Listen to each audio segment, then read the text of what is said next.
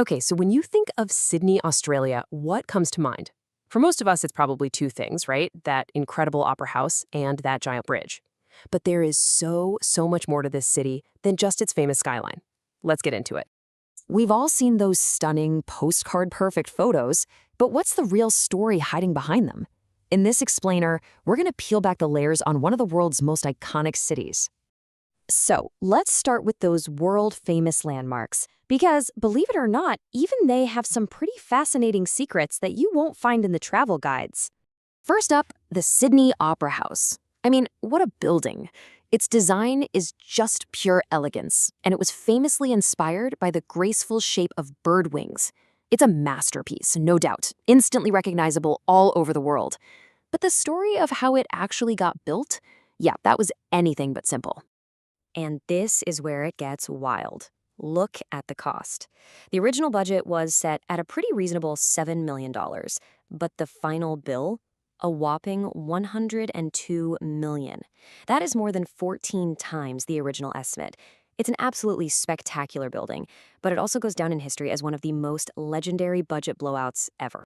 Now, right next door, you've got its equally famous neighbor, the Sydney Harbour Bridge. But if you talk to a local, they probably won't call it that. To them, it's just the coat hanger. It's a simple, perfect nickname that just, captures its shape perfectly. And here's the fact that just shows you the incredible engineering behind it. The bridge isn't just a static piece of metal. It's almost like a living thing. On really hot days, the steel arch actually expands, and the whole thing can rise by as much as 180 millimeters. That's about 7 inches. It literally grows and shrinks depending on the weather. So what about that iconic gray color? You'd think it was some big artistic decision, right? Nope, it was completely practical. Turns out gray was the only color of paint they could find in the enormous quantity required to cover the whole thing. Sometimes the most famous things have the simplest explanations. But as amazing as those icons are, the concrete and steel aren't what truly defines Sydney. To understand the city, you have to look at the immense natural landscape it was built on. Just to put its scale into perspective for you, take a look at this. The Sydney metro area covers over 12,000 square kilometers. That is more than double the size of New York City. It is a vast, sprawling city that's totally defined by its geography. And the heart of all that geography is Sydney Harbor. It's not just big, it's the largest and deepest natural harbor on the entire planet. The amount of water it holds is just mind-boggling. This harbor is literally the reason the city is where it is. And this connection to nature is everywhere. The city has over 100 different beaches, including the legendary Bondi and Manly. And if you drive just a little way out of the city, you hit the Blue Mountains. And that cool name, it comes from this beautiful blue haze that hangs in the air, which is actually caused by tiny droplets of oil from the millions of eucalyptus trees. But to really, truly understand Sydney, we have to go back in time, way back, because the city's modern story is just a tiny fraction of its real history. Just look at this timeline.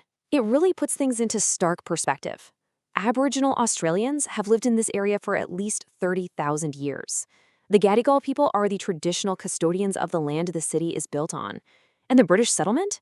That started in 1788. It's just a blink of an eye in comparison. And that settlement had a very specific and pretty grim purpose. Sydney wasn't founded to be a trading hub or a military outpost. It was established as a penal colony. The very first fleet of ships that arrived brought more than 700 convicts. So think about that. The city's modern foundations were built by prisoners, exiled thousands of miles from home. So from those tough beginnings, a completely new city has emerged. Let's jump ahead and look at the vibrant, modern Sydney we know today, a true global hub. You might hear Sydney called the Emerald City. Well, that nickname became super popular thanks to a famous Australian play from the 80s. It compared Sydney, with all its dazzling beauty and its hidden dangers, to that magical city from The Wizard of Oz. And today, that dazzling promise attracts people from all over the world. This chart says it all. Almost 40% of Sydney's residents were born overseas. It is a city that is fundamentally built on immigration and shaped by countless different cultures. And you don't just see this diversity, you can literally hear it. It's in the sound of the city itself. Over 250 different languages are spoken in Sydney's homes and on its streets. That makes it one of the most linguistically diverse places on the entire planet.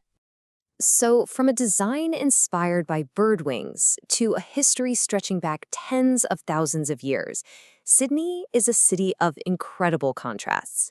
It's a great reminder that behind every famous landmark and every postcard view, there's always a deeper, way more complex story. It kind of makes you wonder, doesn't it? What hidden stories does your own city hold?